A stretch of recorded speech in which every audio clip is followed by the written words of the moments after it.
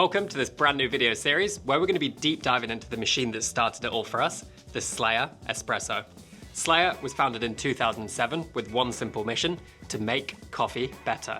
SLAYER Espresso machines are designed and crafted in Seattle, Washington, and strive to make coffee better for baristas, technicians, cafe operators, and guests. And this machine, which sits in the range alongside the Steam EP, the Steam LP, and the Steam Single, was born to allow coffees to truly translate their amazing potential on the cupping table into the espresso cup.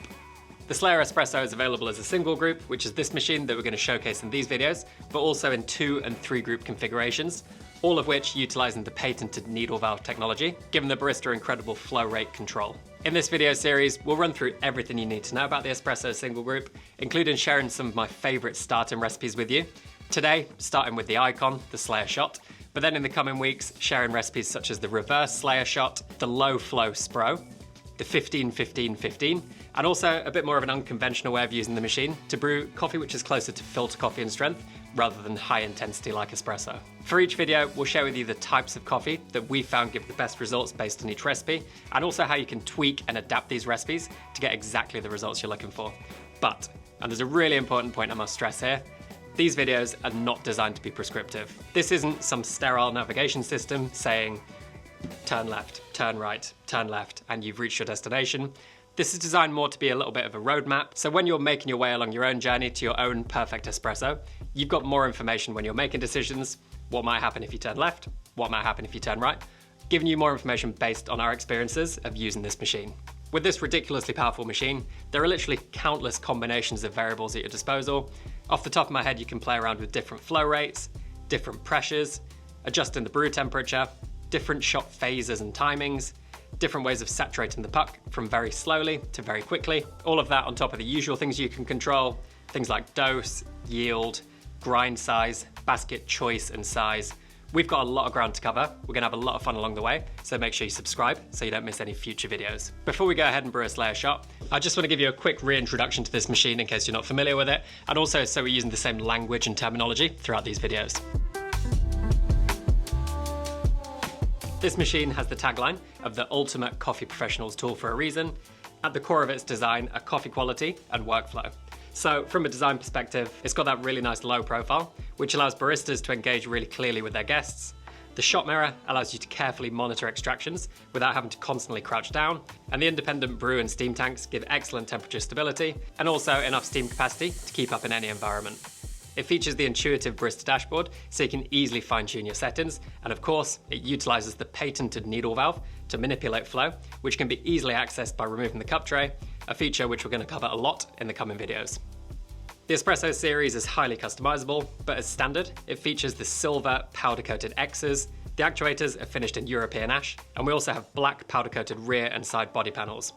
The Espresso Single Group's compact footprint makes this a dream machine for the kitchen counter, but this is absolutely a professional grade tool, easily capable of keeping up in a busy environment. So with all that being said, now we need to talk about what exactly is a SLAYER shot. Anyone familiar with espresso folklore will have heard of the SLAYER shot. This iconic style of espresso extraction has reached mythical status, but it is often misunderstood. So at its heart, a SLAYER shot can be defined as an extended extraction with the reduced flow rate pre-brew phase and an unrestricted full brew phase, with the option to decline back into that reduced flow rate for the final phase of the extraction. These extractions tend to yield espresso shots which highlight body, sweetness and clarity, and the basic foundation of the SLAYER shot can easily be adapted to get exactly the results you're looking for, which we're going to talk about in just a few minutes. To understand how to brew a SLAYER shot, we need to first of all understand the brew actuator. So on here, we've essentially got 3 positions. As the barista looks at the machine, on the right, this is the off position. In the middle position, we have that reduced flow rate, which is restricted by the needle valve inside the machine. And then in the left position, we've got a full, unrestricted flow rate, where the water bypasses the needle valve and runs with an unrestricted flow rate. The first step to brewing a SLAYER shot is to set our pre-brew flow rate, which we control using that needle valve. So as a starting point for a lot of coffees, I recommend going with 1.67 grams per second, which if you're measuring over 30 seconds, will be equivalent to 50 grams in that 30-second time frame.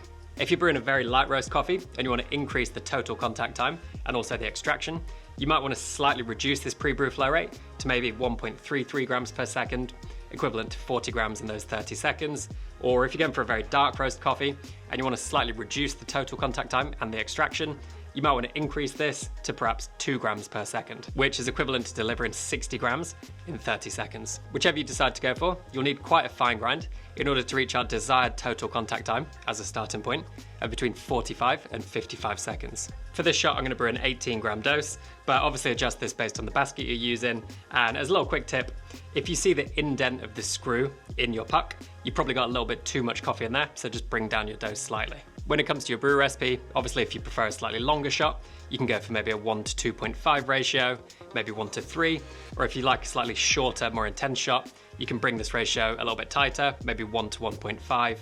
Whatever works for you, just consider the impact it will have on the texture and the flavor of the shot. So first of all, quickly purging our group. Then we can start brewing with our pre-brew phase. In position 1 on the brew actuator, with the restricted flow rate, we're very slowly introducing water to the puck throughout the pre-brew phase. This level of control over the very low flow rates that can be consistently achieved on the SLAYER Espresso make the SLAYER shot unique and very difficult to replicate on any other machine. So as the puck saturates, we can use our shot mirror to monitor what's going on. And for a classic SLAYER shot, we're going to move into our full unrestricted flow rate in position 2 as soon as you see the underside of the basket fill, aiming for between 20 and 30 seconds in this pre-brew phase as a starting point. Now we're in the full brew phase, the water is bypassing the needle valve and being delivered at its full unrestricted flow rate with the water debit of around 9 grams per second and a maximum pressure of 9 bar. We're aiming for another 20 to 30 seconds in this phase before finishing our shot at our desired yield, which in this case is going to be 36 grams.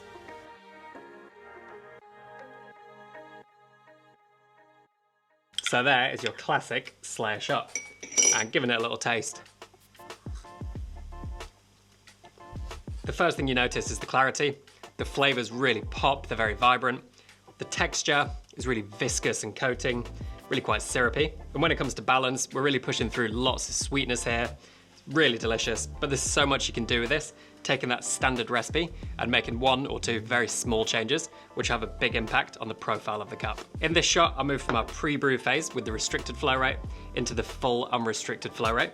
As soon as I saw the puck was fully saturated, and as soon as you saw the coffee fill in the basket underneath. But if you're allowed to maybe 2 grams of coffee into the cup before you moved across, this tends to bring down the perceived acidity of the shot, allowing a little bit more sweetness to come through. You can increase this to 4 grams of drips before moving across, which again, brings down our perception of acidity, generally speaking, in my experience, and again, allows more of a kind of soft, round sweetness coming through. And if you allowed even more than that, maybe the first 6 or 8 grams in there, you do get quite a stewed, fruity sweetness in there, which if you have a very high acidity coffee, could be really useful. So that's something we call extended pre-brew, which is more towards the beginning of the extraction. But if you move to the end of the extraction and you move back into that middle position with the restricted flow rate, we call this a decline. And you can decline for as much of the shot as you like. I find a real sweet spot to be the final third of the extraction by weight. So if we've got a 36 gram shot like this one, backing down into that middle position for the final 12 grams or the final third of the shot. And I find the more of the shot you extract in that decline, you get a lot more kind of softness and roundness, more integration. You do lose a little bit of clarity, so you do need to find a sweet spot there. But again, a really powerful technique just to ramp down towards the end of the shot, which I tend to use pretty much every single time. Obviously, you can combine the variables I've talked about in this video. So starting off with your pre-brew flow rate, which you can increase or decrease. Things like your extended pre-brew, which you have the option to add as much as you want of. The same with the decline towards the end of the shot. Taken together with things like your dose, yield, grind size, basket choice. There are so many things you can do here. So I really hope this shows how powerful this machine is, how much possibility there is within that SLAYER shot framework. And if you want to learn more about the Espresso Single Group or the other machines in the SLAYER range, you can subscribe to the channel by clicking in this circle. As I said before, these videos are not designed to be prescriptive, but if you do want that kind of navigation system to get you started when brewing a SLAYER shot, you can check out the SLAYER shot flowchart, which I'll link in the description below. And there's also a video popping up on screen now, which is essentially a full walkthrough of how to get started when brewing a SLAYER shot. In the next video, we're going to flip all of this on its head, and I'll be sharing with you what we're calling the reverse SLAYER shot, which I'm really excited to have out in the world. And when that drops, I'll put it in a video just here. So thanks for watching, see you in the next video, and cheers.